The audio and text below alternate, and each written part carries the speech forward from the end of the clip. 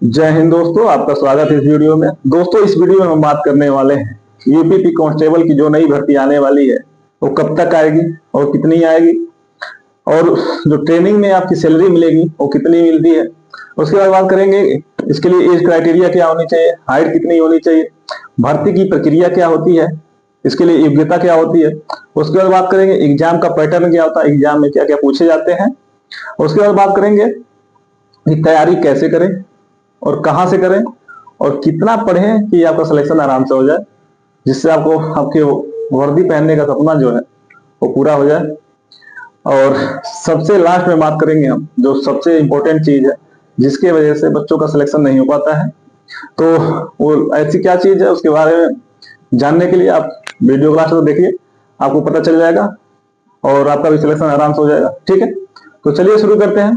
सबसे पहले हम बात करते हैं कि भर्ती कब तक आएगी और कितनी आएगी। ठीक है, अभी ये जो प्रक्रिया चल रही है भर्ती के 60,244 पदों पे, इसके लिए डीबीपीएसटी का कार्य चल रहा है प्रोग्राम।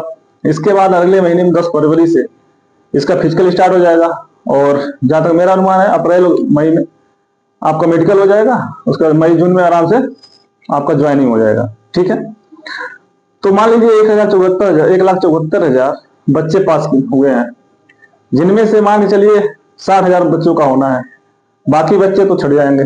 क्लियर है, तो उनके लिए बहुत अच्छा मौका है क्योंकि जो भर्ती आएगी उसमें इनका आराम से हो जाएगा।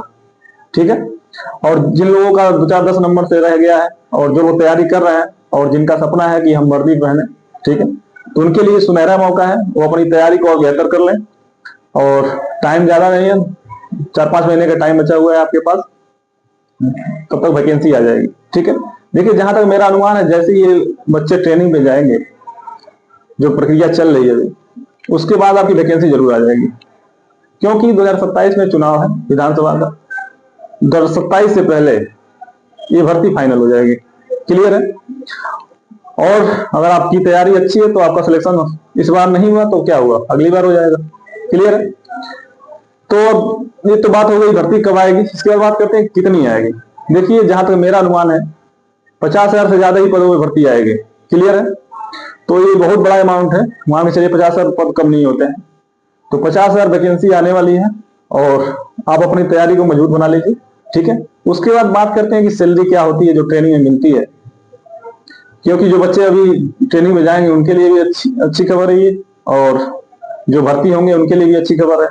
देखिए अभी जो सिपाही का चल रहा है पे लेवल और 2,000 होता है, और इनका बेसिक पेमेंट जो होता है 21,700 होता है। ठीक है, उसके बाद डीए होता है, महंगाई भत्ता, जो इसमें 46% है। अगर 21,700 का 46% निकालेंगे तो 10,000 के आसपास आएगा। ठीक है, और 1,875 रुपए पौष्टिक आहार मिलता है, मतलब खाने पीने के लिए। उसके बाद 188 रुपए मिलता है, वो मिलता है वॉशिंग अलाउंस, मतलब धुलाई के लिए, कपड़े धुलाई के लिए। ठीक है, इसको टोटल अगर ऐड कर लेंगे तो 33,700 आसपास होगा। ठीक है, और सबसे बड़ी खुशखबरी की बात यह है, आप लोगों की ज्वाइनिंग अगर मान के चलिए जिनका इसमें हो जाता है जून जुलाई तक हो जाएगी। जैसे मान लीजिए ट्रेनिंग में आप लोग जाएंगे 33 से 34,000 आपकी सैलरी बनेगी, और 2026 में ये सैलरी आपकी कम से 50,000 हो जाएगी, उससे कम तो नहीं होगी। 50,000 प्लस सैलरी आपकी आराम से हो जाएगी, क्योंकि 8वां वेतन आयोग लागू होने वाला है। जैसे लागू होगा आपकी सैलरी 50 प्लस हो जाएगी। ठीक है, और क्रेज तो ऐसे ही है सरकारी नौकरी का, आने वाले समय में क्रेज और बढ़ने वाला है, 2026 में क्रेज और बढ़ जाएगा। ठीक है, तो आपके लिए खुशखबरी की बात है, जो बच्चे तैयारी कर रहे हैं, जिनका इसमें हो जाएगा अच्छी बात है, जिनका नहीं होगा अगली बार में हो जाएगा। अगले साल तक सैलरी सिपाही की 50,000 प्लस हो जाएगी। क्लियर है, तो आपके लिए बहुत अच्छी बात है। ठीक है, उसके बाद बात करते हैं योग्यता क्या होनी चाहिए। देखिए 12वीं पास एलिजिबिलिटी है इसके लिए, 12th पास होना चाहिए, और चाहे किसी भी बोर्ड से हो, यूपी बोर्ड से हो, सीबीएसई बोर्ड से हो, आप किसी स्टेट के भी हो सकते हैं, फॉर्म अप्लाई कर सकते हैं। और बच्चों के मन में एक डाउट रहता है कि सर फर्स्ट डिवीजन पास हुए तो क्या होगा, थर्ड डिवीजन पास हुए। देखिए इसमें डिवीजन तो मतलब नहीं है, बस ये शर्त है कि आप पास होने चाहिए। 12वीं पास है, 12th पास है, तो आप फॉर्म अप्लाई कर सकते हैं। क्लियर है, उसके बाद बात करते हैं कि एज क्राइटेरिया क्या होती है। ठीक है, देखिए एज के लिए होता है जनरल के लिए होता है 18 से 23 वर्ष। क्लियर है। उसके बाद ओबीसी, एससी के लिए और एसटी के लिए 5 वर्ष का छूट मिलता है। ठीक। उसके बाद बात करते हैं हाइट क्या होनी चाहिए। देखिए ओबीसी, जनरल, एससी और ईडब्ल्यूएस के लिए हाइट होनी चाहिए 168 सेंटीमीटर। ठीक है। और एसटी पुरुष के लिए होनी चाहिए 160 सेंटीमीटर। वहीं महिलाओं की बात करते हैं तो महिलाओं के लिए जनरल, ईडब्ल्यूएस, ओबीसी और एससी की महिलाओं के लिए 152 सेंटीमीटर होनी चाहिए और एसटी महिलाओं के लिए 147 सेंटीमीटर हाइट होनी चाहिए। ठीक है। उसके बाद बात करते हैं कि इसमें वेट भी नापा जाता है। तो पुरुष के लिए 50 किलो कम से कम वेट होना चाहिए और महिलाओं के लिए कम से कम 40 किलो वजन होना चाहिए। ठीक है। और जब आप एग्जाम पास हो जाते हैं, जब डीपीएसटी होता है तो आपका होता है कि इसमें चेस्ट भी नापा जाता है पुरुष के लिए, महिलाओं के लिए नहीं होता है। तो जनरल, ईडब्ल्यूएस, ओबीसी और एससी के लिए चेस्ट की क्राइटेरिया जो है 79 सेंटीमीटर से 84 सेंटीमीटर तक, मिनिमम 79 सेंटीमीटर होना चाहिए और 5 सेंटीमीटर आपको फुलाना चाहिए। ठीक है। आपका मिनिमम 79 से कम नहीं होना चाहिए, आपका ज्यादा कितना भी हो सकता है, लेकिन शर्त यह है कि 5 सेंटीमीटर फुलना चाहिए। क्लियर है। उसके बाद एसटी पुरुष के लिए होता है 77 से 82 सेंटीमीटर, मिनिमम 77 सेंटीमीटर और 5 सेंटीमीटर फुला के 82 होना चाहिए। ठीक है। उसके बाद बात करते हैं भर्ती की प्रक्रिया क्या है। देखिए भर्ती आती है, नोटिफिकेशन आता है, उसके बाद फॉर्म अप्लाई का डेट आता है। आप फॉर्म अप्लाई करेंगे, कहीं से भी कर सकते हैं, आप किसी भी स्टेट के हो। उसके बाद एग्जाम होता है। ठीक है। एग्जाम होने के बाद एक रिजल्ट आता है जिसके लिए डीपीएसटी के लिए बुलाया जाता है। उसके बाद डीपीएसटी होता है, उसके बाद फिजिकल होता है, मतलब रनिंग होती है। और रनिंग में क्या क्या चाहिए। देखिए रनिंग में लड़कों के लिए जो मेल कैंडिडेट हैं उनके लिए 4.8 किलोमीटर यानी 4800 मीटर होता है 25 मिनट में। ठीक है। 25 मिनट के अंदर 4800 मीटर आपको दौड़ना होता है। वहीं महिलाओं के लिए 2.4 किलोमीटर यानी 2400 मीटर होता है 14 मिनट में। ठीक है। ये टाइमिंग होती है फिजिकल के लिए।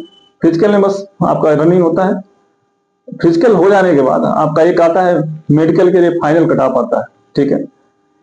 इसमें उतने बच्चे को सिलेक्ट किया जाता है जितनी वैकेंसी होती है। क्लियर है। तो उसके बाद जब फाइनल कट ऑफ आ जाता है उसके बाद मेडिकल होता है और मेडिकल में जो पास होते हैं उनका ज्वाइनिंग होता है। क्लियर। उसके बाद बात करते हैं एग्जाम का पैटर्न क्या होना चाहिए। देखिए एग्जाम का पैटर्न, इसमें 150 प्रश्न आते हैं। ठीक है। 2 घंटे का टाइम होता है और 300 नंबर का पेपर होता है। ठीक है। एक प्रश्न 2 नंबर का होता है और सबसे जरूरी चीज इसमें निगेटिव मार्किंग होता है। क्लियर। 1/4 का निगेटिव मार्किंग होता है। इतना निगेटिव मार्किंग होता है, अगर मान लीजिए आप 4 क्वेश्चन गलत करते हैं तो आपका सही वाला एक क्वेश्चन कट जाएगा। क्लियर है। उसके बाद बात करते हैं इसमें पूछा क्या जाता है। देखिए मैथ, रीजनिंग, हिंदी और जीएस 4 क्वेश्चन से प्रश्न आते हैं, जिसमें 37 प्रश्न हिंदी के होते हैं, 38 प्रश्न जीएस के होते हैं और 54 या 55 प्रश्न होते हैं आपके रीजनिंग में। ठीक है। वहीं 19-20 मैथ होते हैं। क्लियर है। तो ये आपका सिलेबस हो गया, इसी से प्रश्न पूछे जाते हैं। और उसके बाद बात करते हैं कि तैयारी कहां से करें, कैसे करें और कितना पढ़ें कि आपका सिलेक्शन आराम हो जाए। देखिए हम जितना इस वीडियो में बता रहे हैं, अगर उतना आप पढ़ लेते हैं तो सिलेक्शन आपका कोई नहीं रोक सकता, जितना हम बता रहे हैं। और लास्ट में ऐसा तरीका बताएंगे आपको हम जिससे आपका सिलेक्शन कंफर्म हो जाएगा। बस आपको करना वही है। ठीक है। क्योंकि हम 2 बार कांस्टेबल का एग्जाम निकाले हुए हैं तो, और एसआई भी हैं, तो अनुभव बढ़िया है हमें इस फील्ड का। जितना हम बता रहे उतना पढ़ लीजिए, सिलेक्शन कोई नहीं रोक सकता। ठीक है। देखिए हमारा मानना ये है कि आप स्कोर इतना ज्यादा कर दीजिए कि कटाव की चिंता आपको ना रहे शुरू से लेकर लास्ट तक। क्योंकि जो बॉर्डर पे होते हैं, जैसे मान लीजिए जो कटाव बनता है उसके आसपास अगर आपका नंबर है तो जब तक फाइनल सिलेक्शन नहीं हो जाता तब तक आप परेशान रहते हैं। आपके दिमाग में एक ही टेंशन रहता है कि होगा नहीं होगा, होगा नहीं होगा। तो इस टेंशन से बचने के लिए सबसे अच्छा उपाय है कि इतना ज्यादा नंबर ला दीजिए आप कि टेंशन रहे ही ना। क्लियर है। तो दोस्तों बात करते हैं कि क्या पढ़ें, कहां से पढ़ें। देखिए मैथ के लिए हम बता रहे हैं, आर.एस. अग्रवाल की बुक आती है मैथ वाली, उसको आप ले लीजिए। क्लियर है। बस एक किताब पढ़िए, ज्यादा पढ़ने की जरूरत नहीं है। उसमें सिलेबस निकाल लीजिए, कौन कौन से चैप्टर पे आते हैं प्रश्न। अगर आपको नहीं निकाला तो आप कमेंट में कर सकते हैं, हम एक वीडियो बना देंगे कि किस किस चैप्टर से प्रश्न आते हैं मैथ में, उस चैप्टर का हम बता देंगे आराम से। और ये भी बता देंगे किस टीचर से आप पढ़े। अगर किताब से पढ़ने में आपको समझ में नहीं आता तो हम टीचर भी बता देंगे आपको किस टीचर से आप पढ़े यूट्यूब पे, वो भी फ्री में, जिससे आपका सिलेक्शन आराम से हो जाए। मैथ में जो 20 प्रश्न आते हैं 20 में 20 आप सही कर जाए। क्लियर है। तो बस एक बुक लेना है आर.एस. अग्रवाल का, और आप जानना चाहते हैं मतलब कहाँ से पढ़े, जैसे किस टीचर से पढ़ना है और कौन कौन से चैप्टर आते हैं, तो आप कमेंट कर सकते हैं। उसके बाद हम एक वीडियो बना देंगे मैथ के लिए कि कौन कौन से चैप्टर आते हैं और किस टीचर से आप पढ़ेंगे तो आराम से आपको समझ में आ जाएगा, वो भी फ्री में। ठीक है। तो आर.एस. अग्रवाल मैथ के लिए। उसके बाद बात करते हैं हिंदी के लिए। देखिए हिंदी के लिए सबसे अभी तो जो मार्केट में हम देखे हैं सारी किताब पढ़ चुके हैं लगभग हम। सबसे अच्छी किताब हमें लगी, ये हमारा पर्सनल अनुभव है, हम किसी के प्रचार तो नहीं कर रहे हैं। देखिए हम आपको सही गाइडेंस देंगे और अनुभव के आधार पर देंगे, ऐसा नहीं हवा हवाई बात नहीं करेंगे। ठीक है। हिंदी के लिए यूनिवर्सल पब्लिकेशन की बुक आती है राजपाल सिंह की। ठीक है, उसको आप ले लीजिए और उसमें जो दिया गया उस किताब को तैयार कर लीजिए। बस हिंदी में एक भी प्रश्न गलत नहीं होगा आपका, 37 में 37 हिंदी आराम से हो जाएगा आपका। क्लियर है। तो हिंदी के लिए राजपाल सिंह की बुक ले लीजिए और उसको ऐसे पढ़िए मतलब घोल के पी जाइए आप, क्योंकि मेहनत एक बार करनी है मन से कर लीजिए। बाकी अगर नहीं करेंगे इधर मेहनत तो जिंदगी भर आपको मेहनत करना ही पड़ेगा, जिंदगी भर परेशान रहेंगे। ठीक है। तो इससे अच्छा ये है कि मेहनत अभी भी कर ले, अभी समय है, बाद में पछतावा नहीं रहेगा। ठीक है। उसके बाद बात करते हैं जीएस के लिए। देखिए जीएस में दो फैक्टर हो, एक तो मान लीजिए आप लुसेंट ले लीजिए, दूसरा किताब मत लीजिएगा। एक लुसेंट ले लीजिए जो न्यू एडिशन का आया है, उसमें अपडेट किया हुआ है, उसको ले लीजिए आप। लुसेंट को पढ़िए, आप 10 बार पढ़ जाइए, कोई दिक्कत नहीं। लेकिन एक ही किताब पढ़िए, रिक्वेस्ट आप 10 किताब खरीद के रखने से आपका सिलेक्शन नहीं होगा। बस एक किताब पढ़िए, 10 बार पढ़िए। ठीक है। सिलेक्शन का यही मूल मंत्र है, एक किताब पढ़िए 10 बार पढ़िए, आपका सिलेक्शन कंफर्म होगा। और इस बार जो पढ़ेंगे, एक बार पढ़ेंगे, जो चीजें छूटी रहती है दोबारा पढ़ेंगे तो समझ में आ जाती है। 10 बार पढ़ेंगे तो आपको याद हो जाएगा पूरा किताब ही, कहाँ से पूछेगा एग्जाम में। ठीक है। लुसेंट की किताब ले लीजिए, उसको पूरा पढ़ जाइए। और उत्कर्ष चैनल पर Kumar Gaurav sir current affair पढ़ाते हैं, उनका क्लास ले लीजिए डेली का। जीएस में और कुछ पढ़ने की जरूरत नहीं है, इतना काफी है। और कोई कुछ भी कहे मतलब नहीं है, आपको सिलेक्शन लेना है, विशेषज्ञ नहीं बनना है। क्लियर है। तो जीएस के लिए सबसे जरूरी चीज है लुसेंट, एक बुक ले लीजिए। और कुमार गौरव सर से जो उत्कर्ष से पढ़ाते हैं सुबह 6 बजे, अब पता नहीं टाइम कितनी है, उनका करंट अफेयर की क्लास ले लीजिए। इससे आपका जीएस बहुत बढ़िया तैयार हो जाएगा आराम से, और आपके अंदर कॉन्फिडेंस भी आएगा। उसके बाद बात करते हैं रीजनिंग के लिए। देखिए रीजनिंग के लिए किरण पब्लिकेशन की बुक आती है, उसको ले लीजिए, उतना बहुत है। आप अगर देखिए मेहनत कर लेते हैं तो 55 में 50 तो आराम से कर सकते हैं। ठीक है। तो रीजनिंग के लिए किरण पब्लिकेशन की बुक ले लीजिए आराम से, इतना पढ़िए बस 4 किताब, इससे ज्यादा कुछ मत लीजिएगा। ये नहीं किताब लाइब्रेरी बना दीजिए रूम को तो उससे सिलेक्शन नहीं होगा। कम किताब रखिए और उसी को बार बार पढ़िए, सिलेक्शन इसी से होना है। क्लियर। और देखिए थोड़ा वरीयता क्रम बता देते हैं, किस विषय को आप ज्यादा वरीयता दें। देखिए जीएस पे जितना टाइम दे दें आपका, जीएस में बहुत ज्यादा स्कोर नहीं कर सकते आप। मतलब जीएस 38 प्रश्न आते हैं, 38 में 38 नहीं कर सकते आप, मतलब मुश्किल है, बहुत मुश्किल है। ठीक है। तो देखिए इस बार कटाव गया था, मान के चलिए 100 क्वेश्चन के आसपास, 198 गया था ओबीसी का, और जनरल का मान लीजिए 214, 100 107 के आसपास था। क्लियर। तो अगली जो वैकेंसी आएगी इसका कटाव हमें लगता है कि 90 के आसपास रहेगा। ठीक है। उससे ज्यादा नहीं जाएगा, क्योंकि अच्छी तैयारी वाले लड़के इसमें निकल जाएंगे। क्लियर है। तो उसका कटाव देख लीजिएगा, 90 प्रश्न जिसका सही रहेगा, चाहे किसी भी कैटेगरी का हो, जनरल का, ईडब्ल्यूएस का, ओबीसी का, आराम से हो जाएगा। ठीक है। 90 से मतलब आप 100 कर देंगे तो 100 में तो आप कंफर्म है कि मतलब सिलेक्शन हो ही जाना है। क्लियर है। तो जिसमें मान लीजिए 55 प्रश्न आते हैं रीजनिंग से, उसको तैयार कर लीजिए अच्छे से, क्योंकि कम से कम 50 प्रश्न कर दें आप। उसके बाद 37 प्रश्न आते हैं हिंदी के। बस अगर 2 पे अगर तैयारी आपकी तगड़ी है तो आपका सिलेक्शन आराम हो जाएगा। क्लियर है। जैसे मान लीजिए मैथ नॉर्मल कर ही देंगे, कुछ 20 क्वेश्चन आते हैं 10 कर देंगे आप, अगर कमजोर है मैथ आपका तो, अगर बढ़िया मैथ है तो 20 में 20 हो सकता है आराम से, ठीक है। और जीएस में 10-15 कर ही देंगे तो 100 आराम से हो जाएगा आपका। बस कमांड बनाइए, मैथ और नहीं आता तो कोई बात नहीं, अगर आता तो 20 में 20 कर सकते हैं आप। रीजनिंग और हिंदी पे इस पे कमांड बना लीजिए, सिलेक्शन आप कोई नहीं ले सकता। मतलब इसमें कमांड ऐसा होना चाहिए कि 37 में गलत ना हो और रीजनिंग में भी गलत ना हो। रीजनिंग ऐसा सब्जेक्ट है, आप प्रैक्टिस के ऊपर निर्भर करता है, आप जितना ज्यादा प्रैक्टिस करेंगे तो रीजनिंग उतना बढ़िया हो जाता है। बस 2 विषय पे कमांड बना लीजिए, सिलेक्शन कोई नहीं रोक सकता, ठीक है।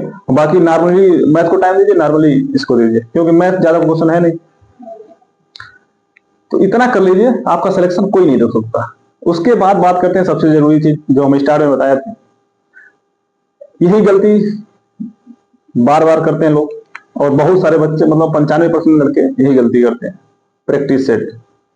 देखिए प्रैक्टिस सेट सॉल्व ना करना इतनी बड़ी समस्या बन गई है। हम सिलेबस कंप्लीट करने के चक्कर में लगे रहते हैं और प्रैक्टिस सेट को इग्नोर कर देते हैं, फिर प्रैक्टिस सेट को इग्नोर हम करते हैं, फिर भर्ती हमें कर देती है इग्नोर। तो ये गलती आपको नहीं करना। अगर आपको सिलेक्शन लेना है तो प्रैक्टिस सेट सॉल्व करना ही करना है, ठीक है। आप डेली कम से कम अभी से ये प्रैक्टिस सेट जरूर सॉल्व करें, और प्रैक्टिस सेट सॉल्व करके ऐसे रख नहीं देना है, उसका एनालिसिस करना है गहनता से, क्या गलतियां हो रही हैं, क्यों हो रही हैं, उसको सुधारना है, तभी उसका फायदा है। नहीं तो आप प्रैक्टिस सेट सॉल्व करें और ऐसे साइड में फेंक दिए, मिलाए भी नहीं, कौन प्रश्न गलत है और गलत है क्यों गलत है, तो इससे आपका सुधार नहीं होगा, ठीक है। तो जरूरी चीज है आप प्रैक्टिस सेट सॉल्व करिए, उसका एनालिसिस करिए, और जो गलती हो रही है, 2 वजह से गलतियां होती हैं, या तो प्रश्न बिल्कुल नहीं आता आपको, या तो गलती से गलती हो जाता है, या तो मान लीजिए आप प्रश्न जल्दबाजी में पढ़ रहे हैं, पूरा नहीं पढ़े इसलिए गलत हो जाता है, ऑप्शन पूरा नहीं देखे इसलिए गलत हो जाता है। तो अगर गलती से गलती हुआ है तो उसको सुधार कर लीजिए उस गलती को, ठीक है। और गलती से नहीं हुआ, नहीं आता बिल्कुल, तो उसको पढ़ लीजिए। बस इतना काम करिए, आपका सिलेक्शन 100% होगा, ठीक है। उसके बाद अगर आपको कोई डाउट है, जितना हम बताएं इस वीडियो में, और यूपीपी सिपाही से संबंधित अगर आपको कोई भी डाउट है तो आप कमेंट कर सकते हैं, उस डाउट को हम क्लियर कर देंगे, ठीक है। देखिए मेरी सलाह यही रहेगी, यूपीएसआई और यूपीपी कांस्टेबल की दोनों की भर्ती आएगी, ठीक है। यूपीपीएसआई की कम से कम 5,000 से ज्यादा ही पदों पर भर्ती आएगी, और इसमें 50,000 से ज्यादा पदों पर भर्ती आएगी। तो हमारी सलाह यही रहेगी, आप एसआई की तैयारी करिए, और एसआई की तैयारी अच्छी रहेगी तो यूपीपी कांस्टेबल का एग्जाम ऐसे ही निकल जाएगा, समझ रहे हैं, क्योंकि सिलेबस सेम है, बस क्वेश्चन का अंतर है, किसी में ज्यादा पूछ रहा है, किसी में कम पूछ रहा है, ठीक है। और थोड़ा सिलेबस चेंज है, वो भी चेंज किसमें है, जीएस में चेंज है, ठीक है। उसमें थोड़ा पॉलिटी को वरीयता दिया गया, पॉलिटी और मूल जीडी, बस उसमें वही ज्यादा पढ़ना है एसआई के लिए। बाकी चीजें बस लेवल का अंतर है, सिपाही में थोड़ा कम लेवल का पूछता है, एसआई में थोड़ा ज्यादा लेवल का पूछता है। तो दोनों को कंबाइंड तैयारी करिए, जिससे हम, क्या पता अगर इस सिपाही वाले में भर्ती नहीं हुए तो क्या पता सीधे दरोगा बन जाए आप, समझ रहे हैं आप। तो तैयारी अगर अच्छी रहे तो चांस दोनों है, क्या पता दोनों एग्जाम निकाल लें आप, तो अच्छी बात है ना। आपके हाथ में चॉइस रहेगा कि इसको ज्वाइन करेंगे, इसको, जाहिर सी बात आप एसआई को ज्वाइन करेंगे, क्योंकि मान के चलिए अभी सैलरी मान लीजिए 8वां वेतन आयोग लगेगा जैसे सैलरी एसआई के लिए 80+ हो जाएगी आराम से, और सिपाही के लिए 50+ हो जाएगी आराम से, और ज्यादा दूर की बात नहीं, 2026 में हो जाएगा। तो सोच लीजिए क्या करना है आपको, ठीक है। तो तैयारी को बेहतर बनाइए अपने, मिलते हैं अगले वीडियो में, माता पिता का सम्मान करिए। तब तक के लिए जय हिंद, जय भारत।